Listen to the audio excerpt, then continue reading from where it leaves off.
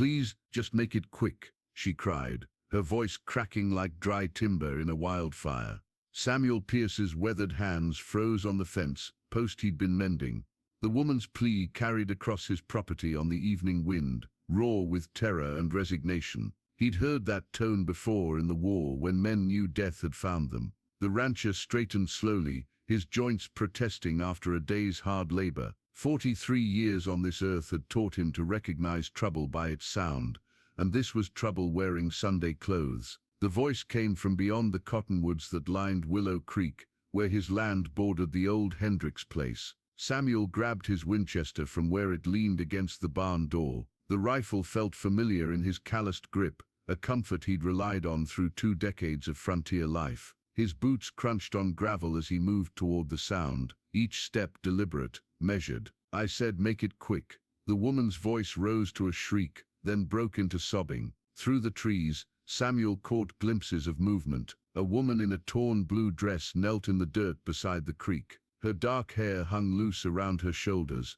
and even from a distance, he could see her body shaking. But it wasn't the woman that made Samuel's blood turn to ice water. It was the man standing over her, tall as a lodgepole pine and twice as still. The figure wore black from hat to boots, but his eyes, Christ Almighty, his eyes glowed like embers in the gathering dusk. Not the reflection of sunset or campfire, something else entirely. Something that made Samuel's skin crawl and his finger tighten on the trigger. The man in black turned his head with unnatural precision, as if he'd sensed Samuel's presence across 50 yards of wilderness. When their gazes met, Samuel felt something cold and ancient slither down his spine. Those weren't human eyes. They pulsed with their own malevolent light, like twin windows into a furnace that burned with something far worse than fire. The woman's sobbing intensified. Please, I've told you everything I know about my husband's debts. I don't have the money. Nobody does. Samuel had heard whispers about Marcus Thorne in the saloons of Millfield,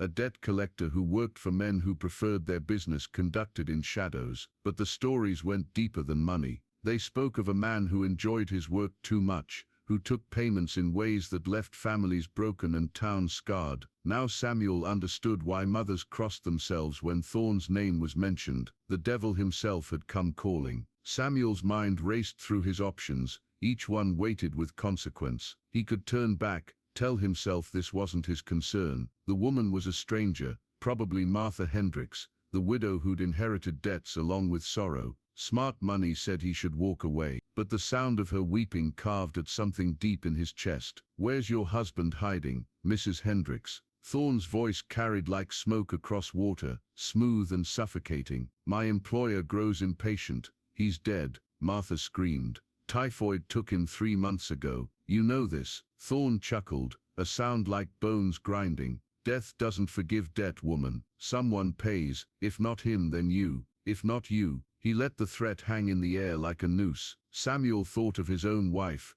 buried 5 years now beneath the oak tree behind their cabin. Sarah would have marched straight into that clearing, Winchester blazing. She'd never backed down from a bully, never let cruelty flourish in her presence. The memory of her fierce green eyes steadied his resolve. He could hear neighbors talking already. Sam Pierce, he's the type who minds his own business, keeps his head down, doesn't make waves. The reputation had served him well through hard years, but tonight it felt like cowardice wrapped in wisdom's clothing. Martha's voice rose again, desperate and pleading. I'll work off the debt. I'll do anything. Just don't. Oh, you'll work, Thorne interrupted, and something in his tone made Samuel's jaw clench. My employer has specific uses for young widows. That decided it. Samuel stepped from the tree line, rifle raised. That's far enough. Thorne turned with fluid grace, those hellish eyes fixing on Samuel with predatory interest. Up close, the man looked even less human. His skin held a waxy pallor that spoke of too many nights and not enough sun. When he smiled, his teeth seemed too sharp, too numerous. Well, well, a hero. Thorne's voice carried mock admiration. How refreshing. Martha looked up with desperate hope blooming across her tear-streaked face. Samuel kept his eyes on Thorne, knowing that any distraction could prove fatal. Ladies made her position clear, Samuel said, his voice steady despite the ice in his veins. Debt died with her husband. time you moved along. Thorn's laugh sent birds scattering from nearby trees. You don't know who you're addressing, rancher. I know exactly what I'm addressing. The words hung between them like a challenge. In the distance Samuel heard the thunder of approaching hoofbeats, multiple riders moving fast. Thorn's smile widened, revealing more of those predatory teeth. The hoofbeats grew louder, resolving into the distinct rhythm of 6 horses being pushed hard. Dust clouds rose beyond the cottonwoods, backlit by the dying sun like smoke signals announcing war. Samuel's grip tightened on his rifle as he calculated angles and cover, but the mathematics of survival looked grim. Thorn tilted his head, listening to the approaching thunder with obvious satisfaction. My associates, he explained conversationally. I rarely travel alone when collecting substantial debts. Martha whimpered, pressing herself lower against the creek bank. Samuel noticed the way she cradled her left arm, already injured, probably from an earlier negotiation. The sight stoked the fire in his chest. 6 against 1. Samuel kept his voice level. Those don't sound like fair odds. Fair? Thorn's eyes pulsed brighter, like bellows breathing life into coals. Fairness is a luxury for those who can afford it.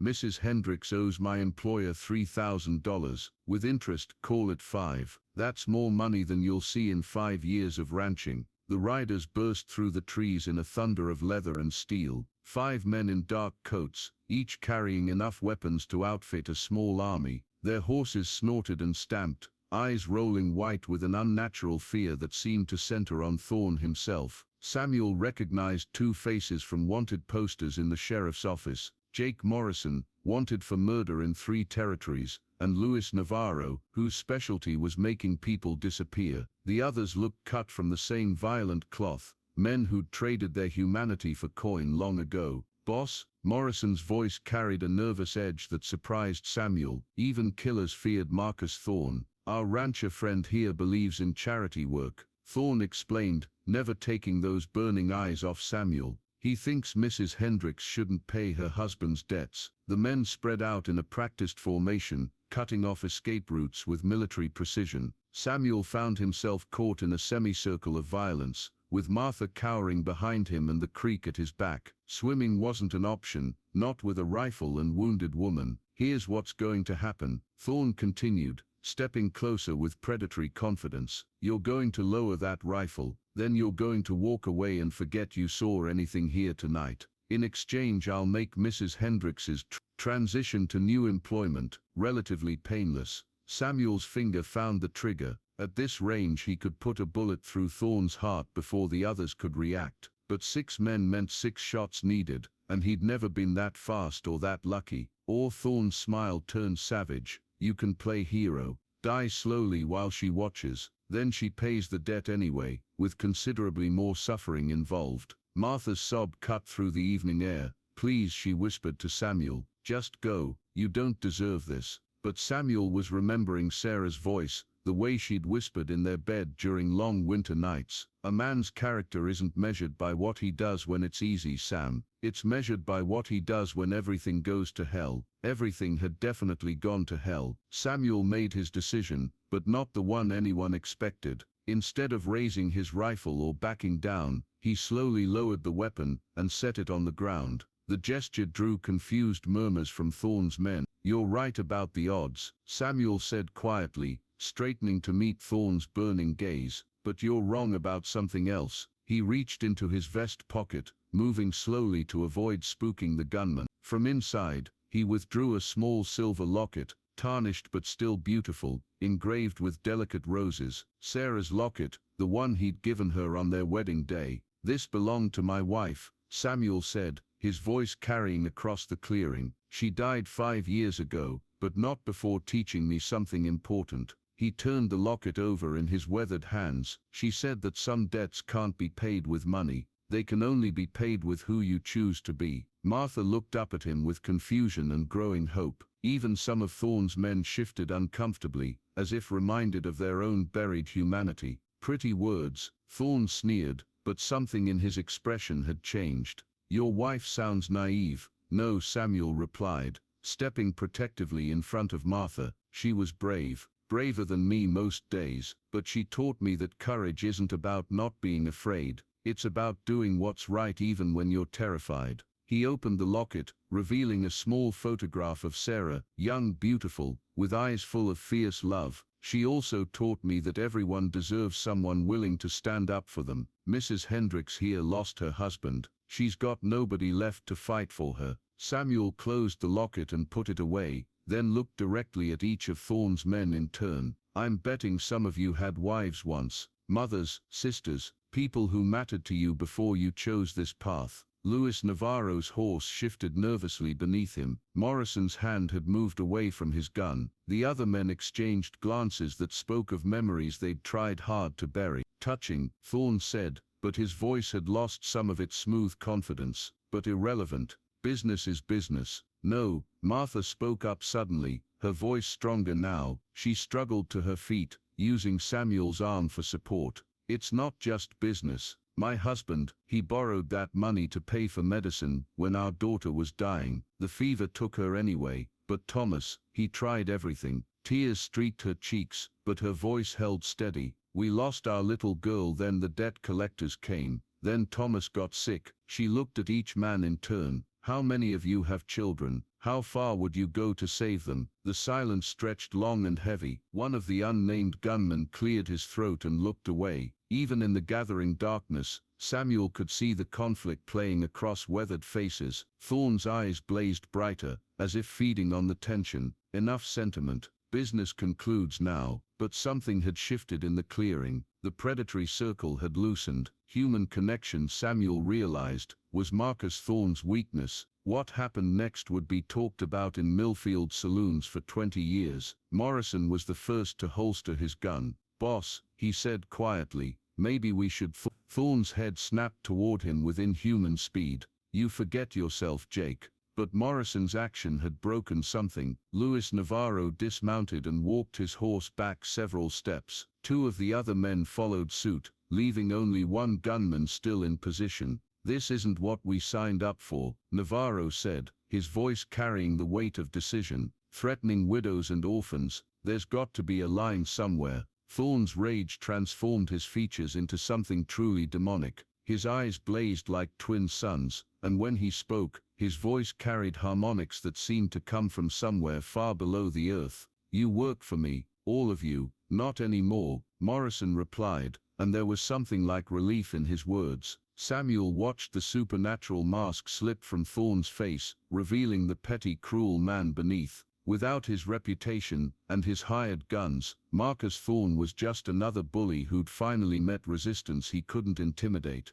This isn't over, Thorne snarled, backing toward his horse. The debt remains. My employer, your employer can take it up with the territorial marshal. Samuel interrupted. I'm sure Sheriff Rodriguez would love to discuss your collection methods. For a moment, Thorne's eyes flared with their old malevolence, but the moment passed, and he was just a man in black clothing, alone and outnumbered by his own former allies. He mounted his horse with jerky, angry movements. You've made powerful enemies tonight, rancher. I've made the right choice, Samuel replied. Sometimes that's the same thing. Thorne spurred his horse and disappeared into the darkness beyond the cottonwoods. His departure seemed to take the unnatural chill from the air, leaving only the normal sounds of evening crickets, running water, and the gentle whisper of wind through leaves. Morrison approached Samuel and Martha, his hands carefully visible and empty. Ma'am, he said to Martha, I'm sorry about your troubles, but Thorne, he won't be back. Word travels fast in our line of work. After tonight, nobody's going to want to ride with Marcus Thorne. The other men nodded agreement before mounting and riding away, leaving Samuel and Martha alone beside Willow Creek. Thank you, Martha whispered, her voice barely audible above the running water. Samuel helped her to her feet, noting that her injured arm seemed less painful now. My cabin's just through those trees. Sarah, my wife, she left behind some clothes that might fit you. You can stay as long as you need to get back on your feet. Martha smiled through her tears. She sounds like she was a remarkable woman. She was, Samuel agreed, touching the locket in his vest pocket. She would have liked you. Asterisk, asterisk, asterisk. Years later, when Martha Pierce, she'd taken Samuel's name 2 springs after that night by the creek, would tell their children about how their parents met. She always ended the story the same way: your father looked evil in the eye and chose love instead of fear. That's what real courage looks like. And Samuel, listening from his chair by the fire, would touch his wife's old locket and remember that some debts are paid not with money, but with the choice to stand up when it matters most. The devil had come calling that night, but he'd found something he couldn't collect: the human capacity to choose light over darkness, even when the cost seemed too high to bear. Outside, the wind moved through the cottonwoods like a gentle benediction, carrying the sound of Willow Creek toward tomorrow.